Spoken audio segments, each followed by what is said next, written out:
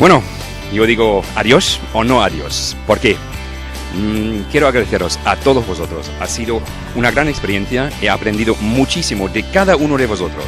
Esos blogueros, unos 50 que estaban ahora mismo aquí en Calpe, en el blog de Costa Blanca, no es el fin. Todavía sorprendemos, pero vais a ver qué vamos a hacer todavía esta semana. Tenemos un gran equipo detrás. Primero quiero agradecer a este gran equipo que estaba de respaldo siempre y todo el tiempo. Y muchos de vosotros estaban siempre conmigo. Por eso habéis merecido estar aquí. No solamente esto, quiero decir, una expectativa, sorpresas, el futuro nos trae mucho más. El turismo, todo esto, no vive solamente en la Costa Blanca o en Calpe, como habéis vivido ahora mismo el fin de semana, en el barco, en Oliva, aquí en el Hotel Área de Mante Beach, o también en el trenet, en el buceo, en el Peñón, o también en la vela. Quiero decir más, que ofrecemos más cosas, es decir, expectativa, futuro, turismo.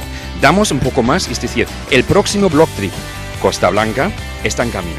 Y espero que tenáis un poquito, estamos en contacto, no quiero decir más. Muchas gracias a todos vosotros por venir, merecéis la pena y sois los mejores. Gracias, buen viaje a Madrid, a Barcelona, a Bilbao, Sevilla, donde habéis venido.